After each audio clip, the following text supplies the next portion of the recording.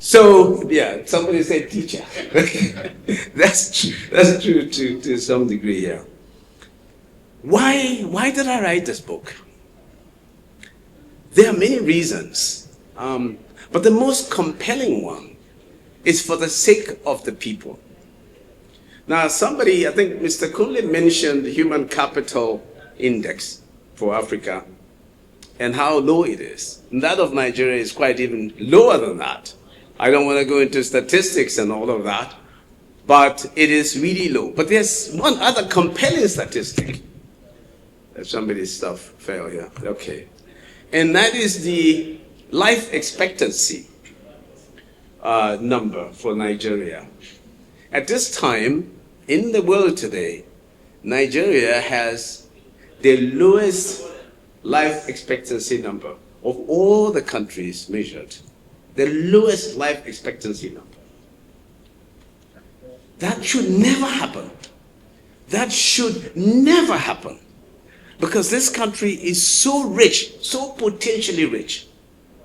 Now, let me say this right away. This is not the fault of this administration. It's not the fault of the previous administration. You know whose fault it is? It's the fault of all of us. It's the fault of the entire country. But you would want to blame it more on the leadership from any time. And so, those kinds of things motivated my looking at this book. And then also I'm Ogoni. And I've had the occasion to witness the suffering of our people. And this book is not about Ogoni people per se. I talk about Ogoni as an experiment that the country can use for replication across the nation, and also for even wider replication across Africa and the world. Now, there's a lot of blood that has been spilled because of people trying to fight for the dignity of man. And in the case of Ogoni, our leader, Ken Saro-Wiwa, and other leaders died, spilled their blood, and their blood soaked into the sand and into the land. Their blood is alive. When we talk about the living secret, the blood of Ken Saro-Wiwa and those other guys that died with him, one way or the other, their blood is alive. The land that we stand on today is a living thing. I was at a conference in Kananaskis. It's a town, very beautiful resort outside of Calgary, Canada. And that's where they had the last G7 meetings. Donald Trump and them were there. But every now and then there are occasions that are held there, and I've been privileged to teach a course or two to government officials on economic development. And on one of those occasions, there was a Native American First Nations person, they call them Indians sometimes, the original people of North America. And they invited him to speak. And I borrowed this idea of living thing from him. And he said that the land that we stand on is a living thing. And that was the first time I actually ever heard something like that. And I thought about it. And I went to talk to him. I often do things like that afterward. And he was really resolute in the fact that it is alive. And I started thinking about this. And before that, I had met with the chief of the Indians in Alberta. Alberta is one of the provinces of Canada. And I asked him, I said, Chief, when these people came, these white people came, did you guys not fight them? He said, well, we fought them. I said, then how come you lost? This place is so vast. How could the white man come from outside and defeat you guys? He said, well, some of our people betrayed us. He said, we have several tribes, and they betrayed us. And so I realized there was something missing there. Trust amongst the people. Loving thy neighbor as thyself. And so I put that to the side. And I said, what about now? How are they treating you? He said, well, you know, Yeah, we're there. But you know one thing he said? He said, you know, we are a conquered people. My God, I almost cried for him. He admitted it. When I was saying something to Professor Waleke over there, the other day, Professor Waleke said, he admitted it. And I said, yes. You know, sometimes you have to accept and admit reality if we are going to be able to function. So there are certain realities that we must accept. And I often say that the government of the day, and all governments in Africa, often tend to be arrogant. Our governments are very arrogant. Maybe I was arrogant when I was in there, I don't know. But I think generally, the reason I say arrogant is arrogance in the sense that they feel that they can do anything, they can do everything. As a result, the people wait for what the government will give to them instead of what the people can give to the nation. And so you wonder why we're not successful. We're not successful because everybody is sitting and waiting for what the government will give to them. But the government is arrogant. They cannot give it to them. I know that for 1,000% fact, the government cannot do the things that the people are expecting them to do. If you sit and wait for the government, I'm sorry, National Vice Chairman, if you wait for them for the next 1,000 years, you will not get these things, whether it's their administration or any administration, in the way that we are running it. Now, if you look at the world today, there is no single African country that is rich. None. Zero. In fact, there is no single black nation that is rich. So that is having a per capita income of over $13,000. None. Except if you go look at Seychelles. But Seychelles, there are 3 of them. I mean, they are under 100 people. 100,000 people. Okay? Even South Africa, our industrial giant, has a per capita income of less than $7,000. Ours, I don't need to say it, right? So no African country is rich. No black country is rich. Now don't look at Tobago, Trinidad and Tobago, Barbados. Those countries, the people are mixed. They are not completely black per se. Then if you look at the Western countries, the Western industrial economies, there's not one single one that is poor. Not one single white Caucasian Western country is poor. So it must be the color, right? But it's not. It is not the color. I mean, by the grace of God, I myself and others, we've been reasonably successful in the Western world. We've taught at some of the best universities to schools that are 99.9% white. So if we were that bad, how could we be teaching their kids? So it can't be that. So it has to do with capital. The number one reason that we fall behind as Africans, we're not as successful, is because we don't have access to capital.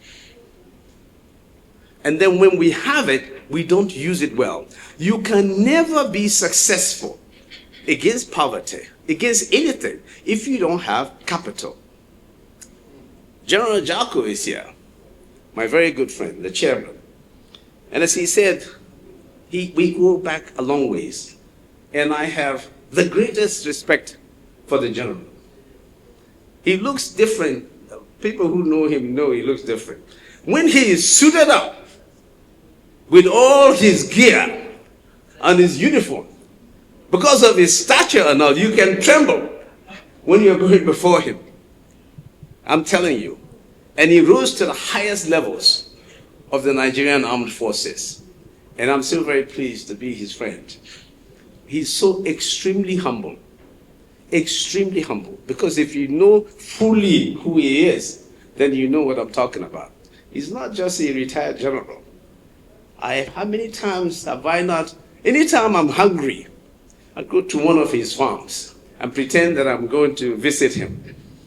So Then he will think, then he wouldn't know that I'm come for chicken and for fish and for what have you. And he will bring all these different things and give to me, and I'll take home.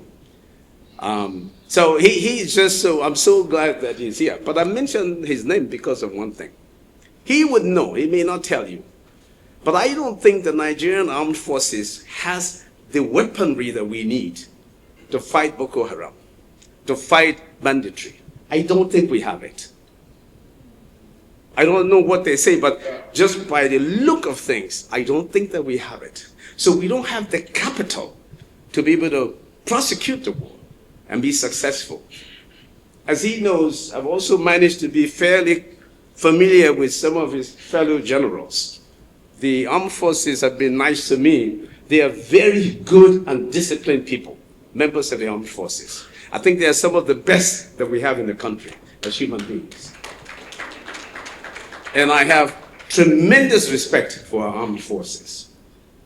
But the fact is, they don't have capital to prosecute the war against Boko Haram, against banditry. They don't have it.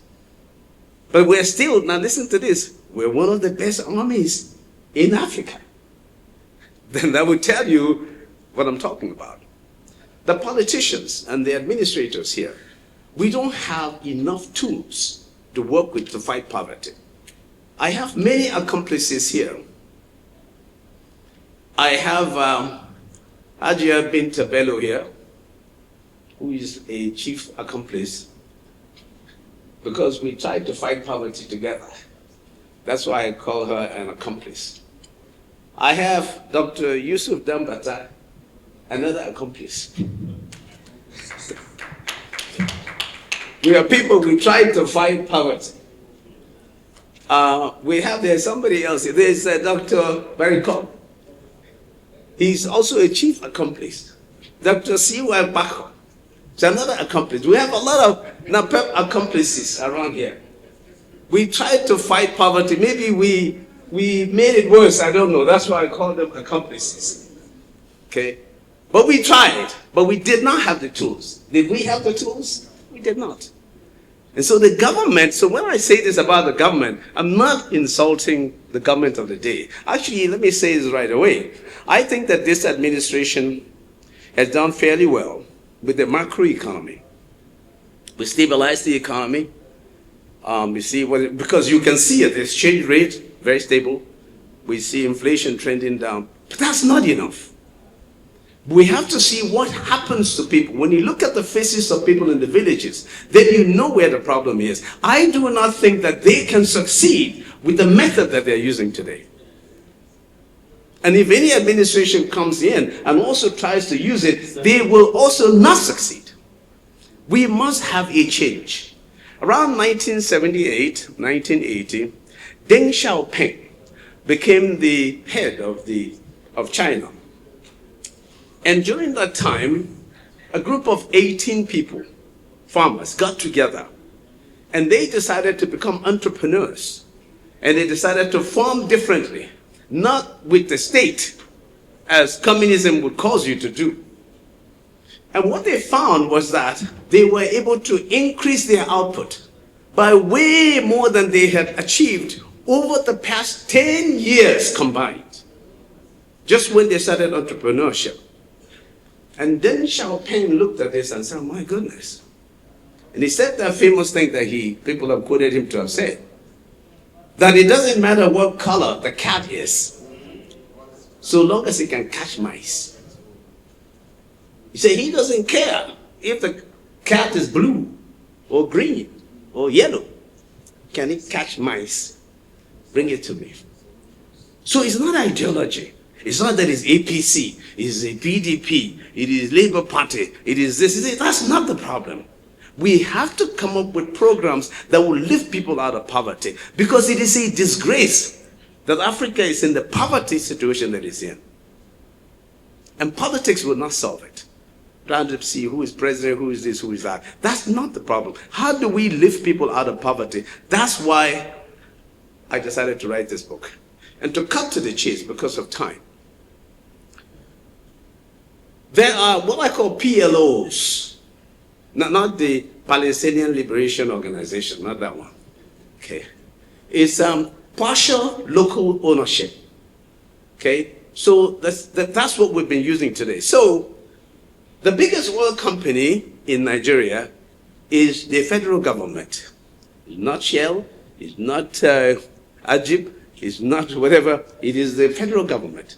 Okay, they are the biggest oil company. They get the oil money, and then they try to send it back. And they have never been very successful because there are too many middlemen and women, middle women too. So the problem is we have to find a way to connect the people to the natural resources. So the secret is knowing that we must get that capital and get people to be connected with it. If you do not do that, you will never be able to solve the problem of underdevelopment in Africa. It will never happen. In the Western world, the reason why they are successful, and I mentioned to you earlier that they are all rich countries, is because the people are connected with the capital that they use to produce the goods and services that the people of the world want. That's the reason. They have built social capital. You have to get capital. If you don't have capital, you will not succeed. Love thy neighbor as thyself. Why does that work? What is the economics in that? Sometime back, and I'm going to bring it back again, I used to do something called hidden economics. So what is the hidden economics in love thy neighbor as thyself? Well, it's not even hidden, it's straightforward. That idea, that divine idea, is extremely important. If you love thy neighbor as thyself, that means you will cause your neighbor to trust you. If I love you as I love me, and you see that I love you as I love myself, will you not trust me? You will trust me. You say, this man or this woman loves me as she loves herself. So you trust that person. Trust is capital. So once you have trust as capital in economics, it reduces transactional costs. Because I trust you now. I can deal with you. I can work with you. So I trust you. The transactional cost between us reduced greatly. We understand each other. You know that if I bring a product to you, you know it is not counterfeit. If I come as a politician and I say, I'm going to do this, you trust me because I'm going to do it. And what we have not had over the years is we have not trusted ourselves. And we have not trusted ourselves because I don't believe that you love me. And you don't believe that I love you. And so I'm arguing that all our politicians should make this a slogan. They should convince the people that they love the people. The reason why you're elected as a politician is to represent the people. So if I'm going to represent you, then whatever you tell me, I should take it. This is a true story now. There's a pharmaceutical company in India that they're still producing HIV drugs now. And they produced this, and there was a whistleblower in the company. Told the world that what the company is producing is fake. And they're selling fake HIV drugs to the world. And so when they brought it to the fore, the company said, why make big fuss? Why make any fuss about this? We are only sending it to Africa. They thought it was okay. We know it doesn't work, but we are sending it to Africa. What's your problem? We're not sending it to people. Just to Africa they were sending it. So we cannot allow ourselves to be in that situation. Anybody who knows me knows that whether it is the UK, Europe, United States, or Canada, I do not take that. I do not accept it. And by the grace of God, I've been in a position where I had to represent not just myself, but our people. And I always tell people who are with me, I said, I'm doing this not for myself, but for the other African that comes after me. So you don't treat him like that. And we have to let people know that. But the way that we'll get people to know that and to believe that, to work with us, is if we can produce the goods and services that the people of the world want. Because right now we're not doing that. We are not exporting anything. We are buying almost everything here was manufactured, produced overseas. All these stands that you see, I can almost bet that none of them was produced here. The shoes that we're wearing, our clothes, it is a global, spectacular embarrassment. And so that's why this book is written. And so the secret is that we want Africans to recognize, we want our leaders to recognize that if we can connect our people to capital, God-given capital, natural resources under the ground, we will transform Africa. Now, to end it, I go to the Ogoni experiment. Just a couple of minutes and I'll be done. And the argument here is that Ogoni people have access to over 300,000 barrels of oil underneath them. But they are not allowed to touch it. For years, they've been cut from engaging their raw materials, from their natural endowments. They have lost their dignity because of that. Now, other societies, other communities have also been in that predicament. If you go to Zamfara today, they have all their gold. But they are handcuffed from their gold. And then you say, oh, these people are poor people. Why would they not be poor people? They have capital, but you have handcuffed them. They cannot use their capital. So my argument is that we should allow the communities, all communities all over the world, to have access to their capital, just like they do in some other communities like in Texas, even Botswana and other places. Let them have access to their capital and you tax them 80%.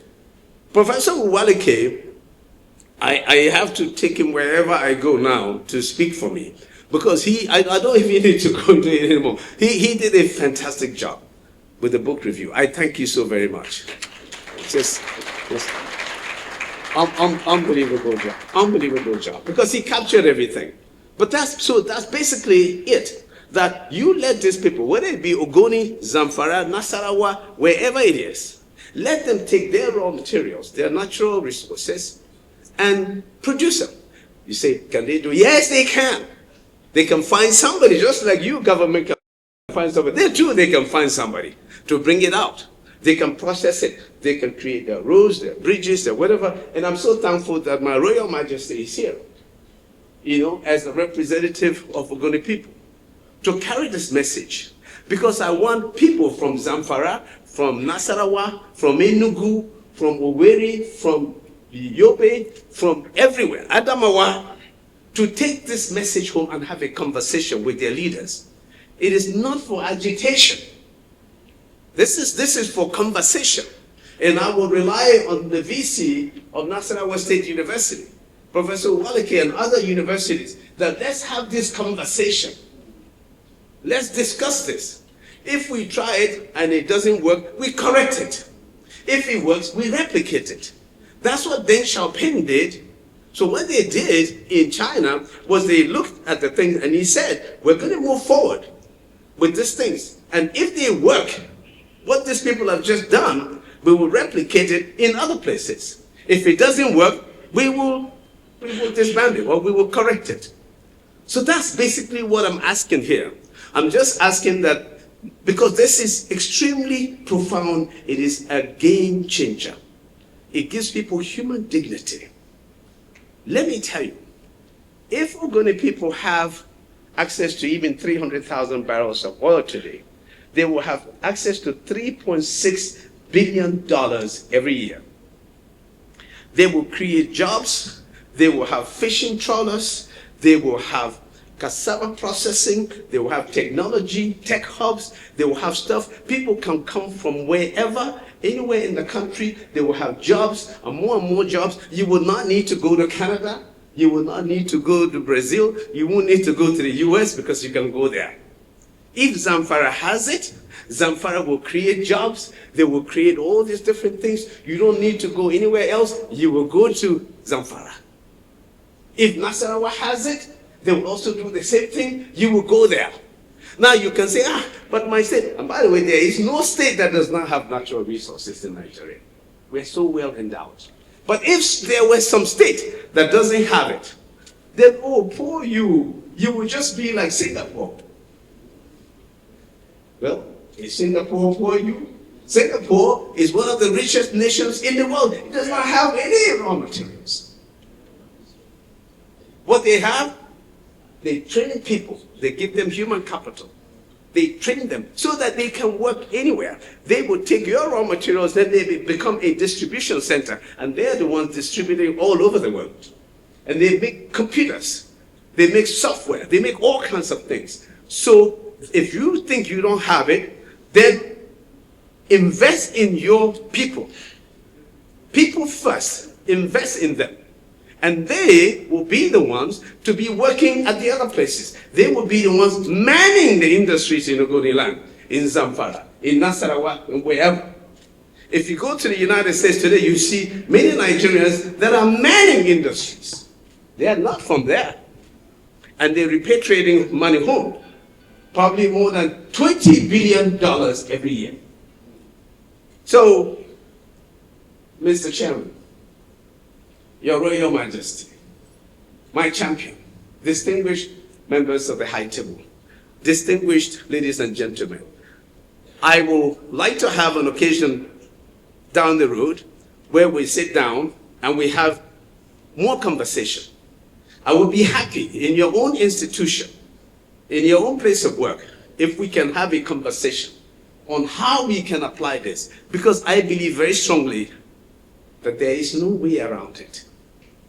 Unfortunately, there's no way. I have said it before, that if we continue the way we are doing it now, I give you 100 years, it will not change greatly. Because the other countries are also moving forward. The gap between us and the United States, or Canada, or Europe, or Singapore is too wide. They are too far ahead to lose a race. We are too way behind to catch up with them. We cannot catch up with them like this. So we have to change. That's what the Chinese did. That's what Deng Xiaoping did. That's what Lee Kuan Yew did in Singapore. I was privileged to sit face to face with Lee Kuan Yew, with President Obasanjo, myself, President Obasanjo, Donald Duke, and Alero of Kebbi State. And we had a conversation with Lee Kuan Yew. And he told us how they reformulated things. And they changed the way things are done and built things their own way. And today, the per capita GDP of Singapore is higher than that of the United States. If you go to Singapore, as most of you have, if you can't even chew gum for fear that you might drop it on the ground. The place is so clean. The standards are so high. Have we come into the world to represent a beautiful people? We're here to dramatize a shameful condition. So they say, oh, that's the Africans. That's not what we're there for. So we have to change, and we can change. The way the other countries have done it, if China could do it, almost everybody in China exports something now, because they are connected to capital. I thank you all so very much. Please, another round of applause.